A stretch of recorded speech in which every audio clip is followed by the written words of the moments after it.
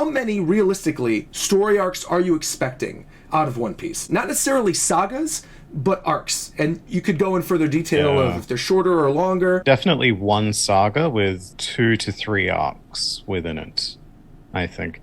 Just because at least one of those arcs is going to be massive.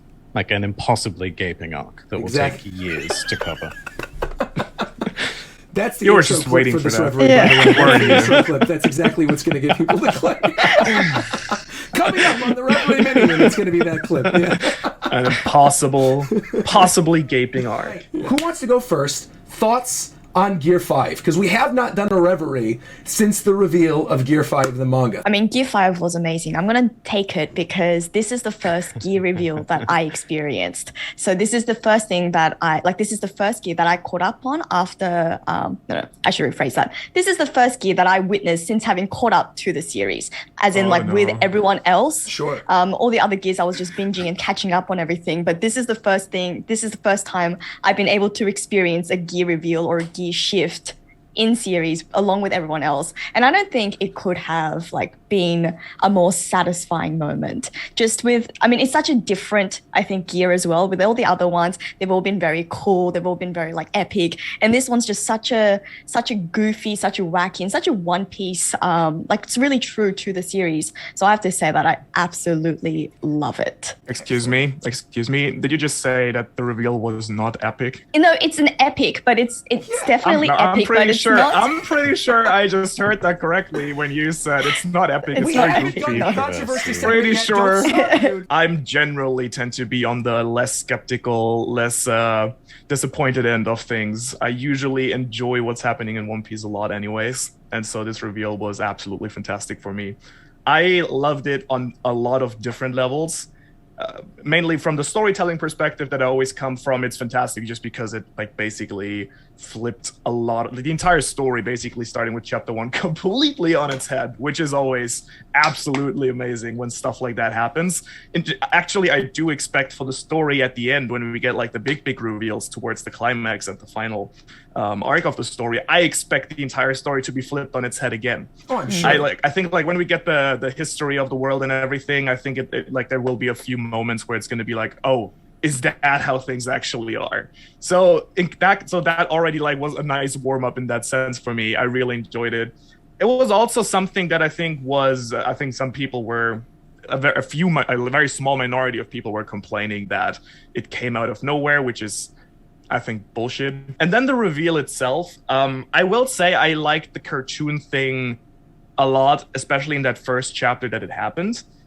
I am happy, though, that it seems to be calming down a little bit, and I do enjoy the getting giants and grabbing the lightning. I do enjoy that part of it more. I do understand that Oda was basically saying, or at least that's I think what we all think, is that it's just a fruit that's so free to be used in whatever way possible that he literally portrayed that in that cartoony extreme way. But I am looking forward to seeing more these quote unquote a bit more serious aspects of it as well that we've been getting in the last chapters, for example. So yeah, I'm on board. Right on. Liam. I really like the goofy nature. I don't think that's a secret. My favorite part of the last chapter was when Luffy grabbed the lightning and he did a spinny spin on it as if it was just a pole. I thought that was fantastic. Yeah. Having experienced all of the gear shifts weekly, I would say that most of them have been received fairly similarly from past experiences. Wait, I would say with the including Gear 2? Did you read Gear 2? Yeah, absolutely. The very week I caught up to One Piece was Gear 6. I think that was before all of us were born, actually. Yes. But with every one of these gear shifts, it always we accept them as kind of cool now, but they are all kind of goofy and quirky in their own ways and just not classical power-ups, especially Gear 4th back in the day. The initial reaction to that was not great because Luffy just turned into this big stacked chonk man, whereas they were expecting something, slimmer, more Gear Lean, Second-esque, but badass. better, Yeah. covered in hockey, that sort of thing. But I was seeing people who have not followed One Piece for a long time who were getting super excited over the Gear 5 chapter, who I haven't really seen talk about this series since Gear 4. I feel the thing with this chapter more than anything is just like chapter 1044 was like a week where like the hype just went soaring through the roof, but I feel it lost steam very quickly because it's sort of like stabilized itself, right? It's still pretty exciting, but it's not like that moment. And I think more than anything, the thing is that I can think like both like Roof Piece, some parts of Oden Piece, and especially the Reverie, it was like several chapters where like every single week it just didn't stop. Well, this was like a very short, like super high peak, and then it just stabilized itself a little bit more. You know, we're splitting hairs at this point because it's like what was more Yeah. hype than what. Arthur, I think what you're referring to is a couple chapters later where we got a chapter dedicated to Raizo, which may have stopped a lot of that internet momentum going on. But like, I mean, let's not forget, obviously, like before that, it was Luffy versus Kaido, 1042. 1043, Luffy, you know, the resurrection, 1044, 1045. So I think there was like a nice string there. And yeah, I mean, you can say, I remember the Oden flashback was like actually one of the spottier parts in terms of like ups and downs, if you remember, because people were not. I think that was more towards the portion of Oden, like going with Whitebeard and Roger. I think like that was the high, and I think especially like Roof Piece, which was like a set of chapters, and especially like the Reverie. The Reverie was just like every week it just got better, and it just like didn't stop. I think one thing I can definitely say is that two sections of the story that I think everybody unanimously loved was definitely the Reverie. I don't know a single person. Yes. You can go from top to bottom. You can go from Tekking to Dritz, and I don't think there's a single person in the world who did not like. You can run the full spectrum. I don't think there's anybody who did not love the Reverie chapter. So that was something special. I would say even the couple of Roger and Whitebeard chapters where Odin's on Roger, really the Roger chapters where Odin's on Roger's ships. Yeah. I think everybody loved those.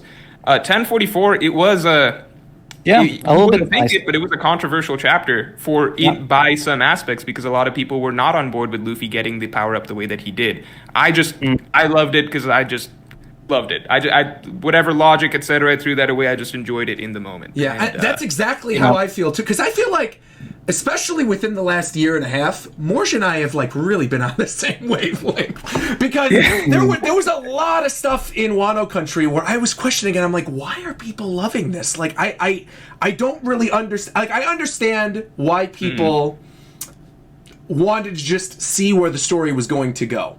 But there were definite moments in Wano, from the Big Mom amnesia to like the eventual fate of what actually happened to Kinemon, where I'm sitting there and I'm like, dude, if this is how things are going to go, like, we need to be done with the story arc by this point.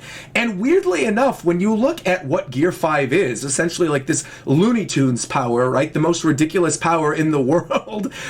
It's bizarre because that's something that I think normally I wouldn't be happy about, but it's the way that Oda did it and how it plays so well into Luffy's character that I think is really what's making it resonate for me and why I'm not bothered by it in the slightest. Now I've got like Luffy, bending the ground and shooting blast breaths all over the place, and he's grabbing thunderbolts, and I'm here for it. Like, there's no part of me that's trying to break down the logic. I just really, really like it. And I think it depends on how much Oda is able to sell that whimsical aspect of Gear 5 to each reader. Which I think he's done extraordinarily well, and I think it's a big reason why Morj and I don't have an issue with it. Yeah.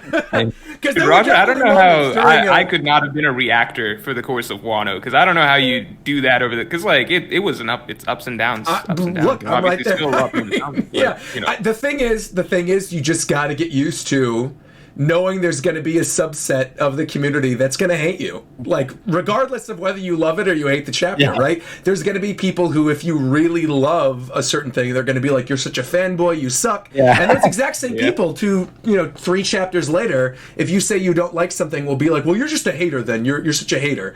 And, it's kind of like One Piece, right? Where it changes drastically week to week sometimes. And the ebb and flow of the community and people's reaction to things, I think, change too. And so long as you don't take it too much to heart and understand it's coming from a place of, people just want the best for the story, it doesn't bother me as much, especially as much as it used to. Yeah, as a small caveat to this, I think when we talk about the community being split, I think it's always important to differentiate that we're talking about the vocal very engaged community that's basically so on board with. So I feel like in general, most things that happened, people who generally like One Piece, it's always going to be a large majority of people who are just okay with whatever. Sure. And then the people who really get into the depth of things on a weekly basis and so on and so forth, I feel like that's where like more critical voices often come out of that love, I guess. I do have some more empirical evidence on this because I conducted a poll on my channel, which currently has 110,000 responses. Excellent. Screenshot that for me so I can put it in the video. Absolutely. The question is basically, what do you think of Luffy's new powers? 67% love it, 3% hate it, 17% I'm neutral, and 13% selected the option I don't think, I just like pressing buttons. So overall, very positive. Yeah. What were you going to say, Sophie? I also think, I was just going to say that. I also think that it was in that second chapter following the reveal of Luffy's Gear 5th, that's when I saw a few more comments where people weren't so on board. I think they just wanted to get really into the thick of the fighting. And I think that maybe is understandable. I think it's like, I mean, I love seeing the goofiness, but I also want to get into the fight now. And I think most of the fan base just know to just be patient and wait for Oda to do his thing, because we all knew that Oda was going to have the fight progress. And we're going to see all the, the hype and epic stuff and all the like cool fighting that people generally tend to expect. But I also really love that Oda keeps playing around and having these elements of the wacky, goofier side. Like I really like seeing the stars circling around Luffy in the last chapter. I thought that was really fun, like so cartoony. Did it to Kaido as well. Yeah, it's almost like his awakening is rubbing off on Kaido throughout the course of this fight, right? So that's actually something that I've loved seeing, how much Oda is playing around with Kaido's character, even before the reveal, when he played with Kaido's like drunk side, the sexy seductive cute side. Kaido. Yes. I just love that he's not afraid to do that to his main villain. I mean, how many other series could you get away with doing that to like the main antagonist of an arc? I mean, to be fair, I feel like that was kind of implied the first moment Luffy came down and like crashed through the roof to grab Kaido. I think everyone's eyes kind of popped out, so it was kind of implied that it affects everything around him anyways. I do wonder if it's like how he perceives them, or if they are actually having their eyes pop out, because that would be kind of horrifying. Yeah, it's an interesting discussion. Are you guys familiar with the idea? It's not really a theory as much as it's like an artistic analysis of the manga. But you know how, like, for example, Kobe grows up incredibly fast, or like how so many characters are proportion wise just it never fits and it never works with what the actual official size is, and so on and so forth. And so there's a really interesting idea that it's basically just the characters are portrayed through Luffy's eyes or through our reader's eyes, and kind of, if some, like, Kobe is this little small crying baby boy, but then after the time skip he's actually kind of more grown up, more mature, which automatically makes him like more manly and so on and so forth. I like and that. is like this big B. And what in reality One Piece just looks like how Boichi draws it. All like badass and realistic. That'd be cool. Yeah, I mean that would also kind of reconcile with the fact that there is like official heights for all these characters that never seem to really fit with any, like when you try to scale them together. Yeah. That's a really interesting take. Yeah, I love the idea that potentially we're seeing it through Luffy's eyes. That's great. How much longer do you think we've got of Luffy versus Kaido? And what else do you expect of Wano Country after that, before we move on to whatever the next arc's going to be? So are we allowed to discuss chapter 1047? Yes. This isn't Yes. Yeah, okay. Yes. All right. So, I mean, that's a really interesting question, right? Because there's been sort of a divide as to whether this last attack that we're seeing Luffy, gear himself up for, is whether that's going to be like the last punch. And, that seems to be quite a heavily divisive topic. I've seen a lot of people. People legitimately think that this could be the last attack. Okay, but sorry, keep going, Sophie. I didn't want to interrupt you. Yeah, no, I just meant that. I did want to interrupt you, but yeah. That's your excuse. Still keep going. I'll allow it just this once. But yeah, so I thought that was quite an interesting, because I tend to agree with the rest of you guys. I don't think that this is the last of the fight. But primarily, something that was really interesting is because a lot of people were like, this would be, very unsatisfying if this was the way it ended. And did you see how like people were bringing up the archives, the 2016 comment that Oda made, that you know, that Wouldn't Luffy be it would satisfied be with the big punch. Yep. exactly Yeah. just the punch. But I don't know. I tend to disagree. I think I am expecting Luffy to win with a punch, whether that be multiple punches or just a single really fancy, you know, special punch. But I think for me, it's really that we need to find out more about Kaido and his backstory, or at least, you know, whatever really gets him going in his beliefs. Because I think that this battle is actually just going to really, at the end of it, come down to a battle of ideals and values. There's a lot of parallels between the Katakuri fight, and the Kaido fight, as in both of them clearly have been set up as characters who seem very like hateful, dark, evil, and cold when we first meet them. But then there suddenly is a lot more beneath this. So for Katakuri, it was obviously that he needed to be this strong person that holds the crew together and that seems unfailable, so everyone can look up to him and stabilize everything, where Luffy had to come in and kind of free him from that responsibility and allow him to be himself again. Where we see then Katakuri actually like enjoying the fight, laughing, being himself, removing his scarf and everything, and kind of being liberated by Luffy at the end. Yeah. And I think for Kaido, something similar has been set up, because I'm not sure about you guys, I'd like to hear your opinions on this. It kind of feels like Kaido also is similar to Big Mom, where she wants to create this ideal world, but went down a completely wrong path with it.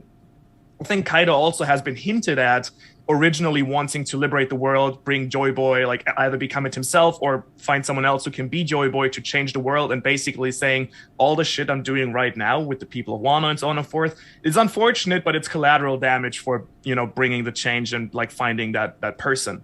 So I think it's kind of been hinted at that Kaido also had like a very positive ideal, like when we see him in the little flashbacks we've gotten so far, smiling and positive and so on and so forth. And at some point this kind of like went down a darker path. He kind of lost his way and became a bit more nihilistic and like cold about it. And so what I definitely want to see from this fight, if this analysis should turn out to be correct, as Sophie said, if we get the flashback and that turns out to be the case, then I definitely think we need a moment where Kaido can smile again, as he used to laugh and smile in the flashbacks we've seen of him so far, and actually like drop this facade and actually, you know, be himself with Luffy before he gets defeated, in my opinion. And I think it would be very nice to also see a reconciling moment with him in a way. I don't think like Kaido will be, you know, fighting side by side with the Straw Hats, but I think it might be interesting to see if like a third Kaido, party join came into my Wano. crew. Yeah, Kaido, join my Could you crew. imagine if That would be so good. Oh my god. That it's actually the next That'd be Straw Hat pretty isn't good. Yamato, it's not Momo, Yeah. it's not Tama. It's I mean, Kaido. Yamato and Momo together are basically Kaido, right? So Yeah, right. There you go, yeah. We are gonna get the party, I think. We're gonna get like some conclusion and stuff, and that's probably gonna take its whole like period of time. But even beyond that, I feel like we might have like a post arc that is going to be chunky, and it's going to be showing a lot of things happening in the outside world, and it just depends if we define that as part of the Wano arc or as something separate. So for example, the end of Dressrosa alone was like 10 chapters, and like, you know, that took up a lot of things that was after the battle with Doflamingo. So I think that like the fight for Luffy versus Kaido is gonna end very soon, like 3 chapters, something like that. If we account for like all the post-arc stuff and like a bunch of like reveals and things before we really cut away from Wano, I'd say, I mean, just as a guess, but like around 15 chapters maybe. But I think like around this summer or like by closing in on the start of fall, we'll be shifting away from Wano. I also think Luffy versus Kaido ends probably by like in the next 6-7 chapters, basically, but just in the other direction. And I think Wano ends at around 1150 or something like that. So I must ask this then. Obviously, is the raid still going to fail? Yeah, no. So I'm saying I think it ends the other direction. I think we're headed for basically Kaido's flashback. To me, there's like no chance Luffy just beats Kaido with this big punch. I do think Kaido might go out for a moment from the big punch, kind of mirroring Luffy going out for a second before having his awakening, etc. I think Kaido's flashback plus awakening, probably Act 3 ending. I feel like it seems right that Act 3 might end up being 100 chapters. So Act 3 possibly ending 1055, 56, 57, that sort of range. Roughly 100 chapters, and then probably we get our breakaway for Act 3, etc. Then there basically needs to be a full momentum swing back with the country of Wano rising up, lines regathering, Luffy likely having to, hard to say exactly what direction it goes after Luffy loses, but Luffy having to basically be brought back. And probably the fights playing out basically with less setup required at that point, just because we've had most of the, I view Act 3 as basically setting up a lot of what the characters are sort of about, kind of establishing, Yamato's a thing, this is a thing, that's a thing, etc., etc. So Act 4 would basically be where a lot of these plot lines, storylines, character lines basically hit their conclusion, and I assume that it would end in a long series of fights, basically. So probably wrapping up, like 1150-ish at the latest, in my opinion. It's a tough one for me to answer, because I kind of feel like we just got a volume in Japan, right? The newest volume just came out, and that was the entirety of the Sanji and Zoro fights. And then this next volume that's going to be released is obviously going to be the big Gear 5 volume. And I think we just had... big one as well. Right. And so I think we just had the most recent chapter that would start the next volume, if we're guessing that each chapter or each volume goes like 10 or 11 chapters, right? So I'm thinking we've got like another 2 volumes worth of content. And I think saying that the Luffy-Kaido fight, regardless of whether you think he's going to lose or it ends in failure or he's going to win, I also agree. I think it's going to end in like 5 or 6, maybe 7 chapters at the most. And I think the major thing that I'm sort of expecting to see still by the end of Wano Country that we haven't gotten yet, that I think is very important to the overall story, is the Kaido flashback, right? Yeah, regarding the Kaido flashback, as much as I want it to happen at this point, I don't think that just because it has happened at times, it's a guarantee, because we've had plenty of One Piece villains like Crocodile or Enel who never really got a flashback. It doesn't necessarily mean that Kaido has to, even though there is potential for a very interesting flashback, but maybe that's going to be left for some time in the future when we hear more about the rocks. Yeah, for sure. Obviously, a lot of the villains pre-time skip, no flashbacks, right? Closest we got was Rob Lucci, and that was, you can't really call that a flashback. It was like 2 panels or something like that.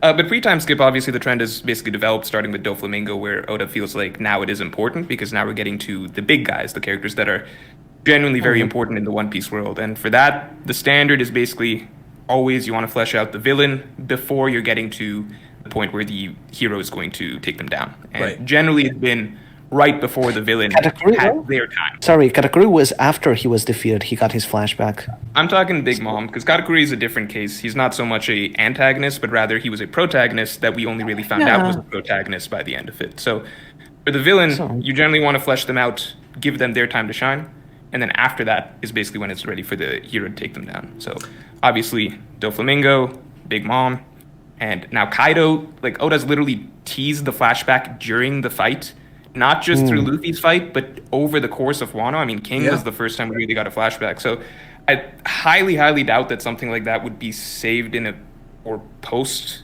Kaido's defeat, or like 10, 20 chapters down the line. It would just be really kind of, I don't really know how to say, but it's one of those things that's kind of building and building that you would expect to be at the climax of this fight, because that's just where the breadcrumbs have kind of been leading up to. So I would expect it to happen over the course of this fight. It'd be pretty odd, to me at least, if it were to happen afterwards, but obviously anything's possible. Sure.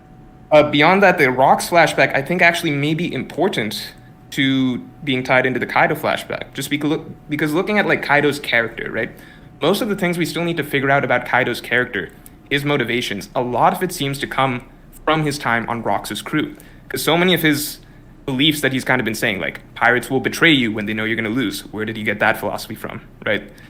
His idea that there can't be too many conquerors in a crew. He said that a couple times.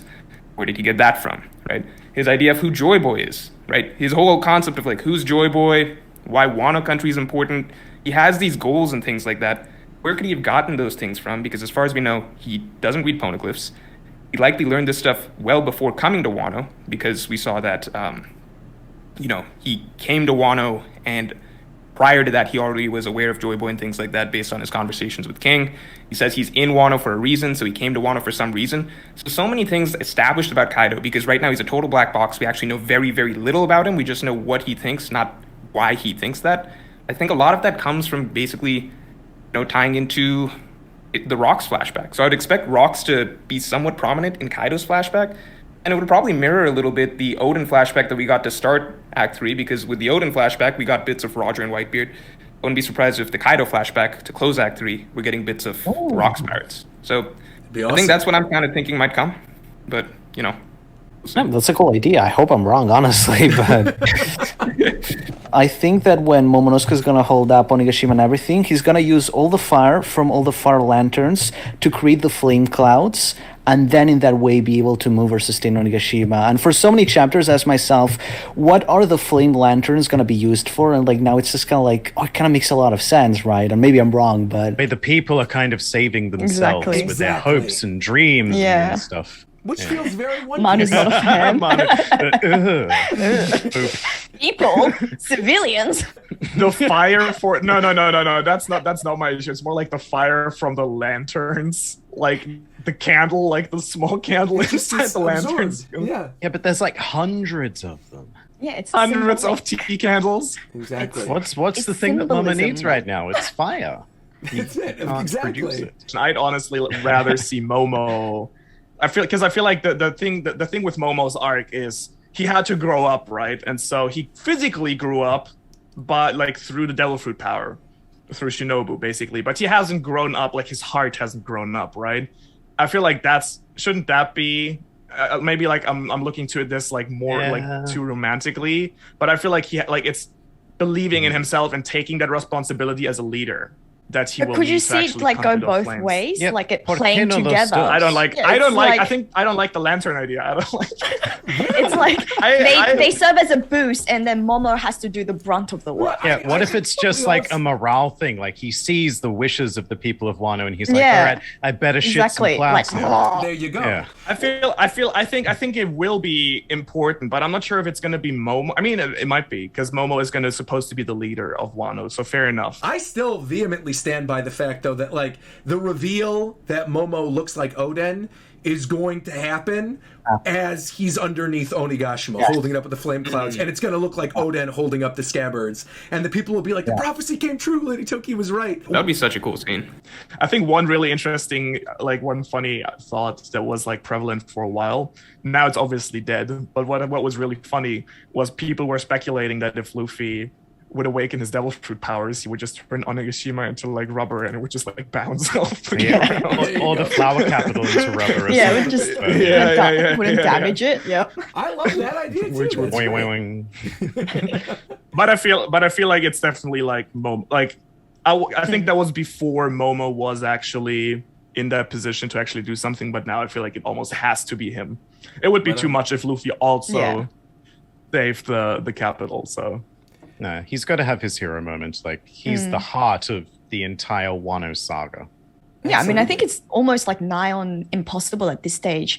I really liked how Oda's been playing like this continued line, this message of him entrusting everything else to everyone else, and all he has to focus on is Kaido. And he said that about his friends. Now it applies to Momo as well, about Onigashima. And I really like that continued thread. We didn't really get a chance to talk about this yet, and we certainly haven't talked about it on a Reverie. How do you guys feel about Kinemon surviving? I'm a bit disappointed. I'm kind of a bit torn on how the Scabbards have been handled after the fight, because I thought that the fight of the Scabbards against Kaido was really awesome. They all got to shine and it was really cool. But then after, it feels like Oda has tried to force them again into the story, with some of them not really having much of a role to play and feeling like they're just padding out the story and like they really don't have interesting enough character arcs. And like a couple of them make sense. Like Inuarashi or Nekomamushi fighting, I think makes sense. I think Inuarashi and Nekomamushi should have teamed up against Jack and Prospero being carried, but that's a whole other thing. But for a lot of the others, it just kind of feels like they're there. Someone like Danger has just disappeared. Characters like Kawamatsu are just kind of there. You know, Raizo had some cool moments, but still, they just feel like they're kind of panning out this arc. So I don't think the execution has been that great with them. And the fake dads are just even worse. But like, I mean, at this point, it's like so many years of an abusive relationship. Yeah, I guess I would say basically just talking about their deaths, right? Like the fake out deaths. Dude, I'm torn, right? Because I'm torn because I want to talk about what I think will happen, which is, in my opinion, like, people think the raid failing is a negative outlook. To me, it's a positive outlook because in my mind, I'm like, I still think if things go wrong, I think that Oda may have done that fake out death in purpose because we will ultimately see Scabbards dying and he is kind of playing with our emotions in a way. So like it's one of those things. I do think Kinemon ultimately dies because he's raised the death flag so many times this arc himself. I just think that like that is Oda's doing his fake outs to kind of like just do his fake outs or whatever. But I personally think that some of the scabbards will die, and I think Kinemon would be one of them. So that's like my opinion in terms of what I believe will happen. But if I have to talk basically in terms of like, okay, let's say that doesn't happen, and the arc basically wraps with the scabbards just, playing out the way they did. I would say I'd be pretty disappointed with how the scabbards were handled, because it's the weirdest thing. I like them individually as characters. Like, I liked Nekamamushi back when we had him in Zou. I liked Inarashi back when we had him in Zou. I like a lot of them individually. It's just that as a group, it's hard to really feel for them. And at the moment, they're really being used as, like, to be the emotional center of the arc. And that's rough, because the reality is that their whole thing, the tragedy they experienced with Odin, they were not really focused on much whatsoever in the Odin flashback. So, like, the chapter that really introduced a lot of the scabbards and showed their bond with Odin was, like, 962. That was a very disappointing chapter for me, because I don't know if you guys remember, but we got one panel per scabbard for a lot of them. It was like, this is how Raizo met Odin, this is however. And then a lot of them basically went to being background characters, with Odin just going off doing a separate thing. They were really, really not heavily featured in the Odin flashback, so it's just a little rough, because you get these characters constantly crying and screaming about Odin and how sad they are about Odin. When Oda does these things in the past, it's like, we care about Chopper and Heroic because we experienced the bond of Chopper and Heroic. It was a full, drawn-out flashback where we really, really got to see this connection and feel for this connection. Nami and Bellamere, like the rage Nami feels against Arlong, it feels very vivid because you see how much Nami cared for Bellamere, and you saw, like, the experience, like, how traumatizing it was for her to have Bellamere taken away. So with the scabbards, it's kind of just like the piece where we really get that emotional connection between them and Odin. It's close to non-existent, because if you go back and read 962 and then compare it to anything, Law and Corazon, Nami and Bellamere, Chopper, Heroic, like, the gap is like heaven and earth, and it doesn't help that there's... Sorry, can I... Oh yeah, you can curse, yeah, by all means. All yeah. right. There's 9 scabbards, and like what?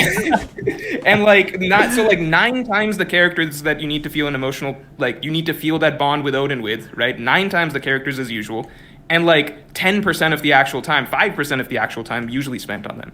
So for me, it's like not even as much about the fake out deaths, but rather the the fact that like they're set up to be the emotional center of Wano so far, possibly all the way to the end, and it's just not close to the same as how Oda's done it, in my opinion, very effectively in the past. So. Yeah, because you brought up a good point with the him playing with our emotions, right, and potentially them being needed for the story still.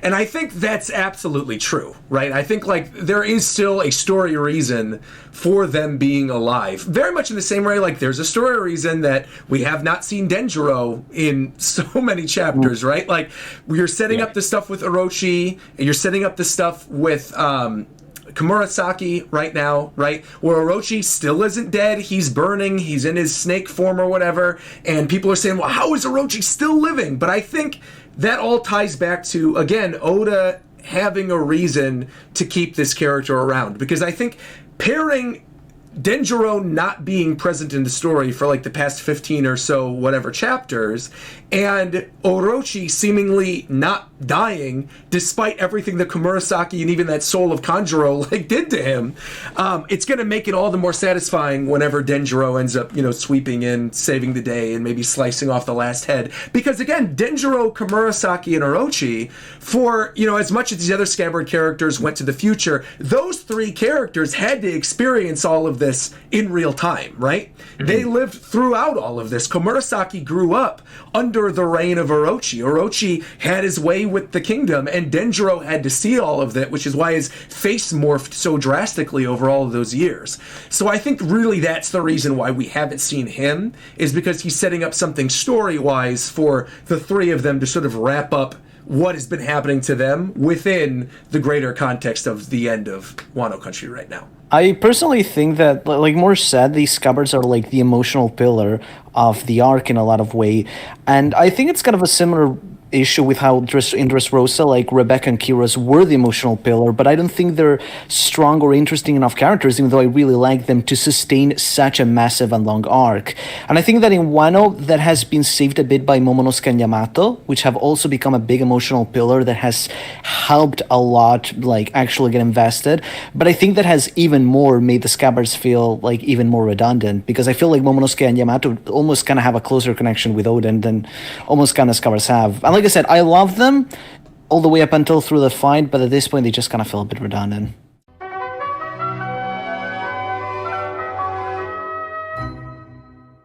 What is going on, everyone? Commodore Les here. Now, I had just gotten home and I saw that Big News Morgans was waiting outside my house, and he had an envelope with an invitation inside to join the mini reverie hosted by my man RogersBase. So Roger, thank you for the invite. You wanted me to answer some questions in regards to when exactly do I think Wano will end in terms of the chapter number, as well as what I'm looking forward to the most when it comes to the end of Wano. So the chapter number that I think Wano will conclude on is chapter 1060, 1060. Now, why exactly have I chosen that number in particular to be the end of Wano when we get there? That should be about August 29, 2022. So the very end of August, very end of summer. I think that makes the most sense because given the fact that we're going to chapter 1048, have 1060 be the end, there is at least 12 chapters of content to go through. Meaning that in May, I firmly believe that we're going to have the conclusion of Luffy versus Kaido. In June, we might get the backstory afterwards for Kaido, which I feel like if there's an opportune time to do so, it's going to be right after he's defeated. And then July and August are basically when we get Kaido's defeat being announced throughout Wano, the borders being opened, the liberation of Wano finally commencing. And then, of course, the big celebration afterwards, maybe getting some more information in regards to, stuff that could tie into the Void Century or with Wano's history, or even learning a little bit more now about the Sun God Nika and all this stuff with Joy Boy. There's so much that still needs to go through before we actually get ready to set sail and head to the next island. But I feel like in the 12 chapters between 1048 to 1060, there is a lot of time within that time period for Oda to go and give us whatever need be, the conclusion of the fights, all this stuff that's going on before we set sail. So chapter 1060 is when exactly I see Wano coming to an end. Now, what I'm looking forward to the most when it comes to the conclusion of Wano has to be the big party at the end of the arc. When the liberation of Wano commences, the borders are all open, and we have this big fiesta that's going on with everybody in the country, the Straw Hats, the Alliance, all of that, celebrating Kaido's defeat and that Wano has been restored to its full glory. The last time that we had the Straw Hats all together for a big feast in terms of, just being happy all together, realistically, was Fishman Island. I know the last time we were all together was back in Dressrosa,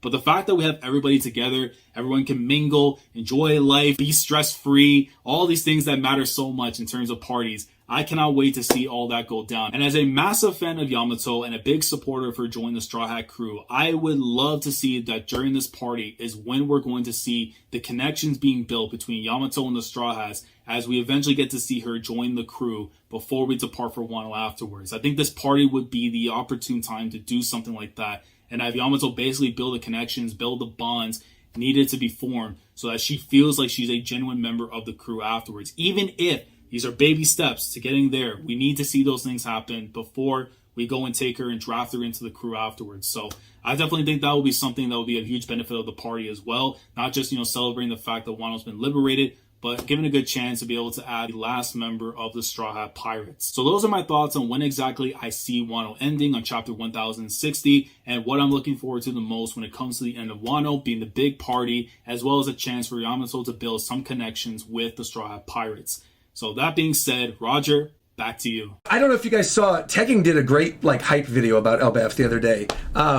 Do you think Elbaf is next then? Have we all sort of come to the consensus that Elbaf is the next story arc? That's where we're going next. I do think Elbaf is the next arc, personally. Because there's so much. Where do we go between this and Elbaf? That like Luffy's pirate crew right now, it's a Yonko crew. Oh yeah, rolling up anywhere.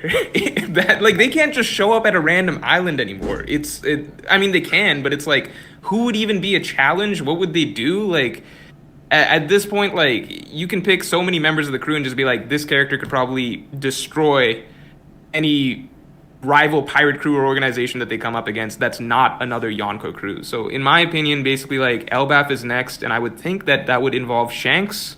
Some people are saying Blackbeard, some people are saying even Big Mom again, but I think it would have to be Elbaf because that just seems like the next fitting stage for them to encounter Yonko, and I just don't see them having any sort of a conflict period, unless it's got something of like someone in their weight class basically Yeah. at this point. Yeah.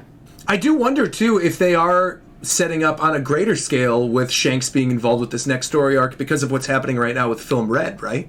Where now we have this mysterious daughter of Shanks, and we've seen that characters in the films can be canon to the story. Shiki's canon, Zephyr is not considered canon, he just appears in a color spread. Same Got as it. Bullet, who also appears in and stuff. I don't think that Uta is going to be canon particularly, but like I don't care much. I know a lot of people get like really, really picky about the fact that like, oh, is the movie canon or not? To me, it doesn't matter if it feels canon or not. It's more like, you know, I'd love obviously like a fully canon One Piece movie that reveals a lot of lore, but that's not going to happen. But to me, it just matters that the movie feels canon. Like, it feels like I'm almost reading the manga in a sense. And I'm just interested in Uta as a character, regardless of if she'll be in the manga or not. And even if she is, like, she's not going to become a main character. At best, maybe she gets a mention like Shiki, you know? But I really like just everything we've seen of Uta, because not only is she Shanks' daughter, but in a sense, by proxy, she's kind of like Luffy's sister. I'm actually just kind of excited to see that, honestly. I just want to see Film Red this summer. What's your guys' favorite One Piece movie, real quick?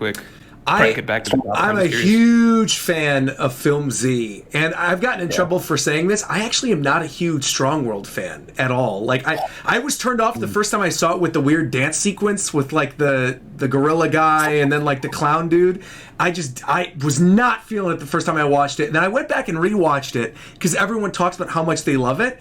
And I rewatched it and I'm like, oh yeah, I'm not a fan of this, but I love. I thought it was leading to you saying that you changed your. No. I still don't like it, but I really do love Film Z, regardless of whatever part of that is canon or not. I think just that opening sequence with Borsellino is so sick, and then going into the actual fights later on too, with like Ain and Zoro, and just some of the humor that's played up in the movie too. I think it's great. But I also would say that a close second for me, like a very close second, is Film Gold. I think Karina is a super fun character. I love the idea of this giant golden casino on the sea. And Baccarat is one of the baddest girls in all of One Piece. I'm just going to say it. Mic drop, like, Baccarat's a babe, man. I can't not love Baccarat. Look, I'm sorry, but I love Strong World. I've seen each of the movies as kind of they've come out, and Strong World was just like the quintessential One Piece experience because, you know, Oda wrote like the entire like storyboard of Strong World, and to me it just feels like I'm just reading the manga. It's like the closest that any extra material has come close to the manga, and so I love everything it does. I love the setting, the adventure, the characters, the villains, everything. But I also have to say that to me, the experience of watching Stampede, especially, you know, kind of like going to Japan and like going there like on premiere day and watching it in cinemas and just having all the hype and the Laugh Tale reveal and all that stuff is like such an unforgettable experience that to me, like, it really elevates it. And I think that on rewatches, Stampede loses a bit of its charm. But like that first viewing of Stampede is like the most hype thing ever, and to me, like, that's very special as well. Man, I suck. I should have watched Stampede. To me, I think the interesting thing about Stampede is that it feels like fan fiction. Whereas, like, even with Strong World, even if I didn't like the movie as a whole, I think it's a cohesive story. Whereas Stampede is kind of all over the place. Like, they're here at this pirate festival, but then, like, Bullet, the different things he's able to do with his devil fruit power, and the other characters and the way they're interacting, I don't know, like, something about it felt like a kid playing with One Piece toys versus actually telling, like, a good One Piece story. But, ironically enough, right, that was the first time any of us knew about Laugh Tale. Right? Raftel and Laugh-Tale. The reveal that it was called Laugh-Tale and not Raftel was in that final sequence in Stampede. So even a movie that could be super fan-fiction-y can still hold something really significant for manga readers. At least on a personal level, I do hope that Red does something similar.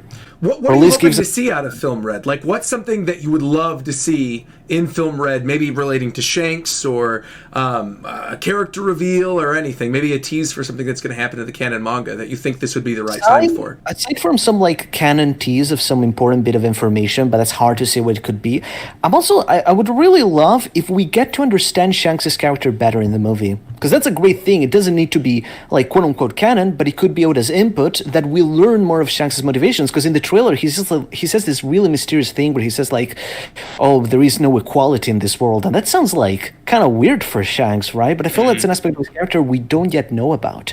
I think there's a lot of potential there. I guess my personal feeling right now is like, you know how I told this to my stream and everything like that, but like, you remember how there's this whole controversy about like YouTubers with clickbait thumbnails and everything like that. Of course. I'm just gonna say that's what they did to us. They clickbaited us. My thought is basically looking at the setup right now, which is, it seems like little girl who has daddy issues, which of course we've never seen before in One Piece, right? Not with like Rebecca or like come on, like this is like, to me it seems like the actual plot seems like a bit by the numbers, and they slapped Shanks on there to basically get us hyped for it. Is it like, do they really have like a solid idea about the movie and everything like that, or is it like, yeah, it's time for another One Piece movie. What do we do this time? Well, we did Stampede last. Okay, well, fuck it. Let's just throw Shanks on a label. Okay, we can't do anything that fucks with the canon, so it'll be Shanks on the label, but really it's about his daughter, and Luffy's helping some princess for the 50th time in a row, basically. That's my cold-hearted views on it right now. Post-teaser, maybe the trailer will totally change my mind, because I do hope it's good. It's just, it doesn't feel like as original of a concept. I think I will see it before any of you guys. All right. In original Nihongo. I saw this meme where it's like what everyone thought the Shanks movie would look like. Yes, yes. Well, we actually got Pippo with like a ballet thing. I would not encourage having too high expectations when it comes to actual canon reveals. Right. No. I would like with most movies, I would take it with a big grain of salt, whatever's happening there. But just in general, like, I think whatever we're going to see about Shanks will still have to be related to his personality, I think. So at least in that sense, I think it will be really interesting.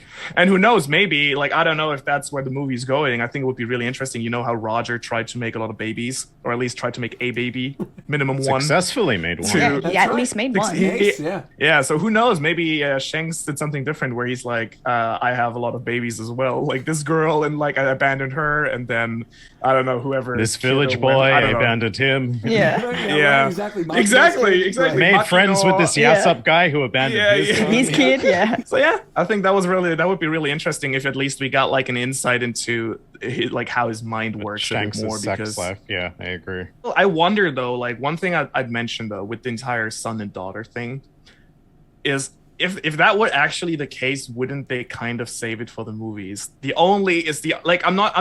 I know how excited the editorial staff of One Piece and the marketing team gets about putting things out there.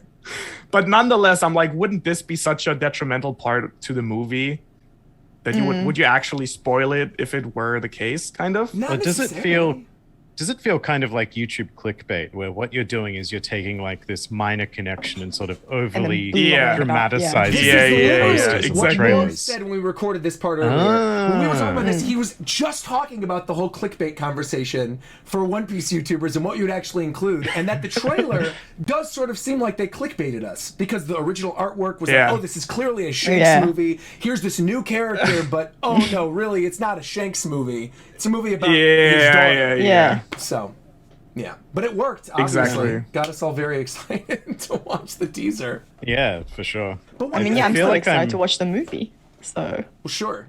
And even if I wouldn't necessarily say that I really bought that Uta was going to be Shanks' daughter, or even if she was, that it would be canon. But I still have a part of me that thinks we are still going to get, like, we might still get like tiny details that I think will somehow lead in and fit in with the canon story. A little bit, yeah, like the laugh tail thing. Exactly, things like that. And they were pretty big. They're actually pretty big elements if you think about it. That was pretty big. The previous movie ones were like less big because... Well, Shiki, I mean, is obviously a character that was mentioned in the manga that then went on to become the main villain of that film. Yeah. So like Film Z stuff, for example, was just like, here's what Kobe looks like post-time skip, and that was like one of the big reveals of Film Z.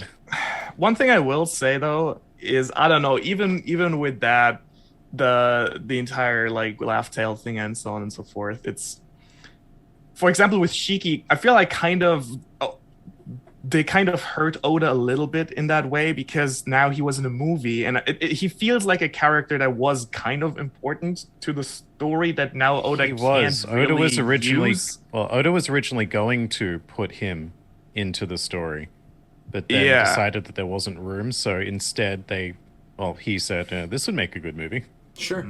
I mean, this is a bit of speculation, but I wonder always how much is Oda being like, okay, have this and make a movie out of it, and how much is we need to make a movie, give us something and make it relevant to the story. That's true. That's true. I mean, to be fair, that's kind of what we're seeing with the new One Piece game that just got announced too, right? That there's character designs by Oda that look Odyssey. very Dragon Quest-esque, right? Only we don't get Luffy throwing his straw hat around and transforming into things, unfortunately.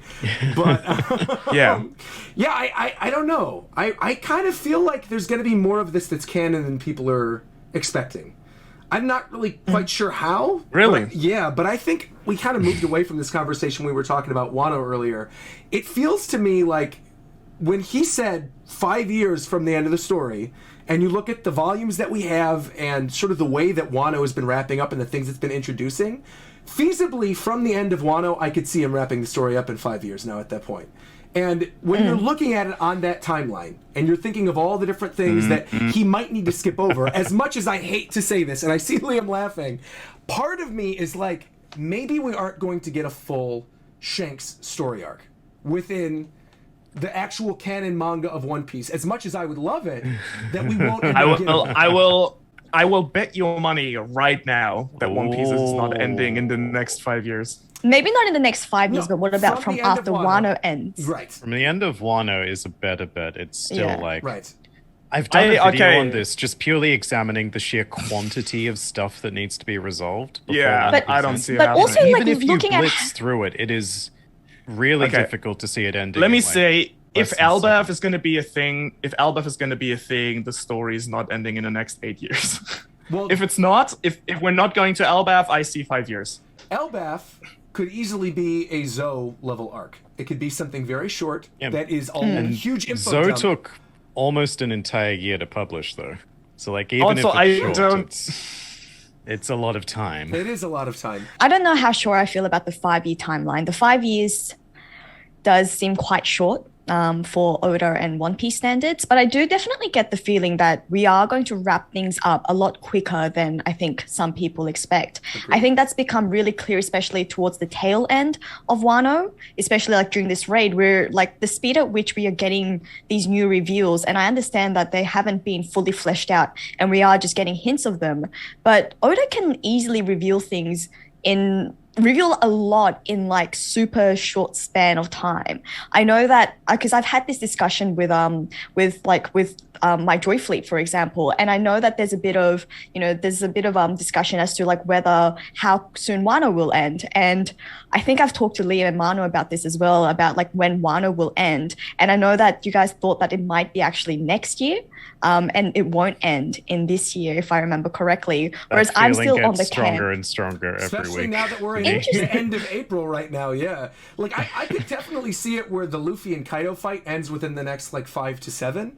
But there's so much left still after in Wano that, still too. But then even then, like you say, you'd like have the reveals that you need to flesh out, but things like that can happen in just like maybe like 3 chapters post fight chapters. You can still as wrap it things always up, like as it always It happens. took with Dressrosa like an entire volume of wrap up, like Right. after we finished that. Like I will say it's not also just about the reveals. When I'm thinking about this 5-year time span, I'm thinking more technically, like for example, if each of the Blackbeard pirates get a fight, that's like 10 crew members. Even if those fights are only 1 chapter long, that's 10 whole chapters right there.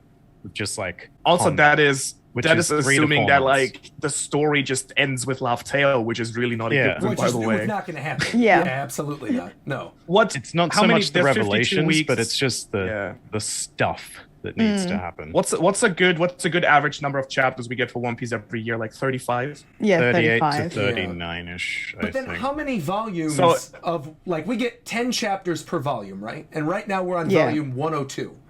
And the first half of One Piece was 60 volumes, correct? And then we started this second half. Yeah. So taking us to 120, if you think about that average and the amount of chapters, and it's 10 per chapter, that is probably where he's getting his approximation from of 5 years, because that would take you almost exactly to 5 years.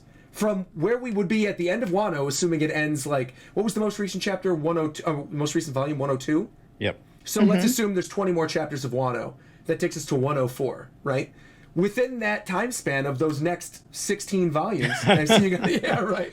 That's the perfect thumbnail right there. Yeah. But no, I do actually think that's maybe where he's getting that number from. That he realistically would like to wrap it up with the even second half, 120. That would also land, if you look at the release schedule for the volumes, on 2027, which would be the 30th anniversary of the One Piece manga. Oda loves his numbers. You know this. You did a whole video about this, Ohara. The One Piece. It was a very popular video. Yes. Backtracking. He does love his numbers, right. But I also think he's not the type of person to sacrifice quality for a nice number at the end. Yeah. I will make a bold prediction that please call, like, I'm looking forward to being falsified on and called out on in a year from now. I will make the bold prediction here that I don't think Wano's going to end next year. Okay, next I'm going to year? call you out You think on it's that going to end this happily. year? No, Wait, I are you think saying that it's going to be He thinks afterwards? it's going to end in 2024. Is that what I'm hearing? Yeah. What? Yeah. Wow. I would say, What are you expecting to happen? I mean, we still have the entire battle to wrap up. And then as Liam said, like if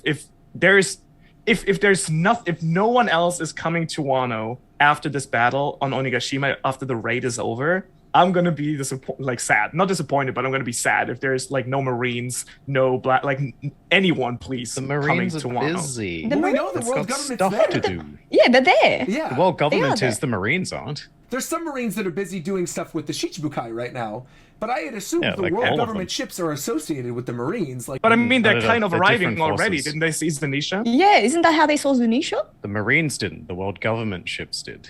They're different factions. Were that not Navy ships? No. oh, I thought they were. Okay. Who were they? Who's on that then?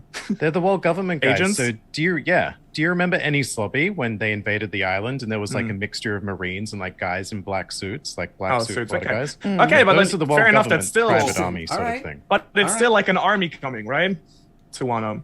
So even if that's going to be a small conflict, I still expect there's going to be someone who's at least going to try to pick on the winners, which is probably I going to mean, be it's Luffy. But see, I would just make an the argument elephant against away that. from victory. Right. If you look at Whole Cake Island as well, too, the way that wrapped up, we had the whole fight that was going on, and Big Mom saying "Leave her life," and you had Germa, and you had the remnants of the Sun Pirates, and you had all these other characters that were there. But we left mid-battle, right? And since then we've been seeing some wrap up of that. But we did. I will mid-battle. remind you, Roger, that Whole Cake Island was halfway when they left the main island and went on the Sunny. That was when the arc was halfway, and that went on forever. No. I mean at the But end. also, When they leave and go to Wano country, and Jinbei and the Sun Pirates, and they all, act as the distraction or whatever, and I literally don't even remember that whole cake because I hated it so much, but like the stuff with Praline in the water and all that kind of stuff, like that was the end of the arc. Yeah, bad end musical. It's Right, great. exactly. but then also, Yeah. wouldn't you say that that's very different to the situation at Wano, because that's all within the Yonko saga, so it led into Wano, whereas Wano has to wrap up more completely than that. Yeah. Because we'll be going into a new saga from then on. If this saga ends with the defeat of Kaido and Big Mom, and we haven't seen Shanks and Blackbeard hasn't really done anything, you get the other half of the Yonko in the next saga. And that could be Shanks and Elbaf, that could be Blackbeard dealing with stuff with Laughtail, Blackbeard killing Shanks, any number of things, right? Shanks killing Blackbeard. Shanks killing Blackbeard. I don't think that's going to happen, but like potentially, who That knows? would be, That'd be quite that would be a It's wild. twist point. It'd be That would shocking. be- Like evil Shanks theory. Yeah. Yeah. So I don't Blackbeard know. was the good guy all along. Can I just get the general consensus? Ohara, you think Wano's going to end in 2024? I think 2023. Sophie and Roger, do you think this year? I think very late this year or very early next year. Yes, that's where I am. I think that he wants to end it this year. I think ideally it would be exactly. the last chapter of the year, but I think realistically there's going to be breaks, there's going to be things that get delayed. I think it's probably we're going to see the end in sight by the end of this year. But I think it'll probably officially wrap up very beginning of 2023. If not, that chapter that always leaks 3 weeks early, that everyone always gets spoiled. So I feel like I worry that that's going to be the final chapter of Wano Country. in my head, there's just a lot. I'm just giving buffer for a lot of things that I think might still, wrapping up everything. Momo actually, because the citizens have to see Momo. The country has to be officially opened with Momo in power. Whatever is in the basement there, where like Big Mom and Kaido went, and so on and so forth. Whatever is in the basement. Odin Is this Attack on Titan all of a sudden? Listen, where's my Beast Titan puppet? I'll break him out. Yeah. We'll see. I mean, again, I wouldn't have a problem with it ending soon, but my hunch is that there is just more to Wano yet to be had. And like, again, you guys probably also want to see a Kaido flashback, right? That's my number one thing. And 100%. That goes back to the first question I asked earlier, which is what are some things you would like to see before Wano officially wraps up? That's my number one. And that we were talking to Morj about it, Library of Ohara, we're all like, we got to see that Kaido flashback. Yeah. Because he's the one big thing that it feels weird with so much stuff that we still don't know, like Yamato's mother, what's going on there, the time with the God Valley incident, the time with the Rocks Pirates. There's a lot of things that I feel like could really add to his story that doesn't necessarily need to happen, but I think would make it much more interesting. I think it needs to happen. I will actually say I think it needs to happen. Yeah, go for it, Sophie.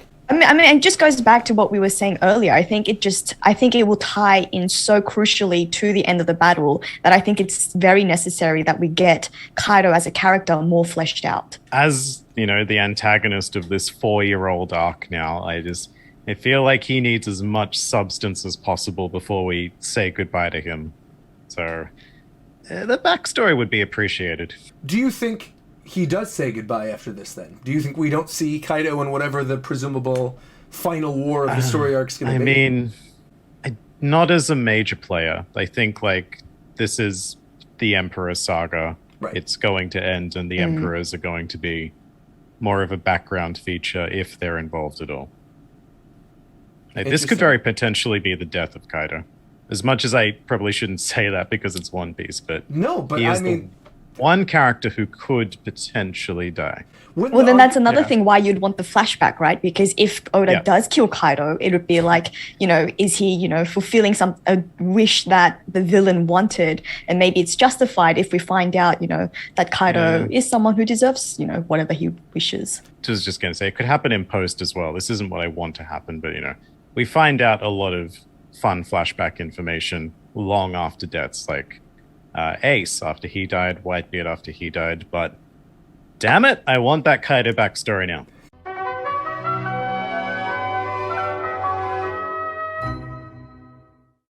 Hey guys, Matt Houston here. Last minute video for RogersBase and the Reverie. Hope you guys are enjoying that. Gotta hold the camera, just finished filming GrandLineReview, so go check that out. My prediction for when Wano ends is chapter 1068, about 20 chapters from now. Fight's gonna end, then we're gonna do a little bit of exposition, maybe a lore dump before we get off the island. I think that's when we leave the island. As for what I want to see, Yamato and the crew. Straight up, straightforward. 1015 says so. My personal preference says so. Let's make it happen. And secondly, Zoro. What's his relationship with Shimotsuki? They say Ushimaru's not his dad. Yeah, okay. It's his grandpa, it's his uncle, whatever. Need to see it, need to know. Stop keeping it from me. And that's about it. Hope Yamato joins the crew. And then Carrot can go home and she can take Usopp with her. But I am curious because we still don't really know the full mechanics of how Luffy turned into Nika and how this Devil Fruit Awakening works. We know that it works when your body, catches up to the Devil Fruit powers. That much has been clarified and everything is sort of balanced out. But part of me still wonders if maybe Kaido thinks, based on what little knowledge he has of Joy Boy, that your Joy Boy awakens upon death, right? If you are Joy Boy, you know you're Joy Boy when you die. And that's the whole reason why he's been wanting to die throughout the course of this story. And so to eventually find out, that Luffy is actually Joy Boy, and he died to become that, to awaken his Devil Fruit, what would then be the point of him wanting to die? Maybe that wouldn't necessarily be what he wants anymore. Or at that point is ironically when he's able to, and it's, finally, right. But I guess the other major thing I want to ask is in terms of future story arcs. I know we talked a little bit about like what we're going to see at the end of Wano Country. We talked a little bit about Elbaf and the other things that have to be wrapped up. And Liam, you specifically mentioned how there's so much that's still left to be answered. And I guess we could just go around the room and answer this. Like, how many realistically story arcs are you expecting out of One Piece? Not necessarily sagas, but arcs. And you could go in further detail of if they're shorter or longer. But any estimate or any guess? I suppose definitely one saga with 2 to 3 arcs within it, I think. Just because at least one of those arcs is going to be massive. Like an impossibly gaping arc that will take years to cover. That's the You were intro just clip waiting for for this that. reverie, by the way. That's the intro clip. That's exactly what's going to get people to click. Coming up on the Reverie Mini, it's going to be that clip. Yeah. An impossible, possibly gaping arc. Yeah. But so you do think then we are entering the final saga from here? 100%. I don't think we can do like another saga after another saga. I mean, the Four Emperors saga has lasted like what 7 or 8 years now. I think. Yeah. Ever since Zoe began. I mean, basically since the time skip, no? Like Dressrosa ended in 2015, so like that was the beginning of the Four Emperors. But everything saga basic. Was it officially? Okay, because basically everything since Punk Hazard has been played for Wano, right? That was the Dressrosa saga. They divide these up like semi-officially. And I remember a volume of Weekly Shonen Jump coming out saying it's the Four Emperor saga time. Right. In fact, I think I have it somewhere. Yeah. But I mean, still, it's basically everything since Punk Hazard has been Wano. If we're being honest. It's been leading up to that, but like, we only set our sights on the Four Emperors from Zoe onwards, sort of. Right. Yeah. Curiously, how long was the Thriller Bark saga? I mean, it was just the length of Thriller Bark, but like, how many years was that? 2, 3? No, it was like 1.5 years, I think, at most. Yeah. Like it was only 50 chapters or something. Yeah. Because then I'm thinking that could be like Elbaf. We were talking about Elbaf earlier. I mean, you could do a short Elbaf saga and then go into a final one. I guess I love that that's considered short. Back in the day, Thriller Bark was like, oh my god, why is this going on for so long? This mega arc. I think the difference is that Thriller Bark coming off of Water 7 Enies Lobby, it's probably the same thing with Wano Country, right? It's like Whole Cake Island was relatively short compared to some of the other long form story arcs that have been post time skip. Relatively, I said relatively. Yeah. And then just prior to that was Zoe as well, which was obviously a very short story arc. So I think Wano, especially as we started to get deeper into Act 3, was the kind of thing where we're like, man, all right, this is going on for a long time. But yeah, 1.5 years. Act 3 is now longer than all of Whole Cake Island. Yeah. Right. Wow. That's amazing to think about. It's astonishing. It is. The entirety of Whole Cake Island fits within... The entirety of Whole Cake Island. Act 3 is now longer. Yep. Wow. Well, then, I mean, the other question I was going to ask is, like, with... Mind blown! This being a final saga, right? If we are indeed entering the final saga, that then assumes that the arc that happens after Laugh Tale, because Laugh Tale's not going to be the end, and I think we're all in unanimous agreement about this. They're going to find Laugh Tale, there's going to be a final war or whatever. Return to Mari Joa fight. Or under Enies Lobby is where the One Piece is, sure, whatever. Yeah. So, like, any of that. The big war. Enies Lobby. Right, yeah, right. So I am curious. There should be, shouldn't there be a major... saga? Right. Shouldn't that be like an Shouldn't be a major... Well, and there should be a major flashback about the Void Century also, shouldn't there be? Wouldn't that be Laugh Tale? Yeah, so are you saying that if the fight happens after Laugh Tale, that would be a saga on its own? Yeah. You're saying, Liam, that you think there's 3 story arcs, probably. 2 to 3. Yeah, I thought 3. Yeah, in a final saga of One Piece. Assuming those 3 arcs, right, would... I'm just guessing, and you could correct me if I'm wrong, would be like Elbaf, Laugh Tale, finale arc. Don't know, but potentially, yeah. Like big fat war arc would be one of them. Right. And then you'd think that there'd be like another epilogue, right, afterwards? There's definitely even after. An epilogue. Oh, for sure. Yeah, like the epilogue. So, like, would you count that as a saga on its own? Like a little romance, like a romance saga. I mean, like if like the Reverie is an arc, then that can be an arc. Yeah, for sure. I mean, potentially the entire looking for the One Piece might be a whole sub arc in general, in case like Robin gets actually captured by someone and so on and so forth. Like this might be a whole thing. I heard Bobbin for a second and not Robin because it came through weird on Zoom, and I was like, Bobbin is not relevant to the story. Thrifty anymore. Bobbin is the key. Bobbin is the key to finding clearly. I remember the old days of YouTube theory videos where people were saying Bobbin was going to be one of the sweet commanders. Bobbin. Yeah. I mean, for a time, Bobbin was people were supposed to be so important. I mean, oh my god, I remember those days. Yeah. Nipples, what's your opinion? Let's compare, let's rank nipples. I love nipples, but only when they light up. Like Frank. Nice. That's a fair. Like Frank. That's a fair. We should make a One Piece nipple tier. We should not. Oh yeah? I think you could. You know what you could do? You could go do that video with Nux. I think Nux would be the perfect candidate for that. You and Nux could do a One Piece nipple video. I think I'm gonna pass on that one.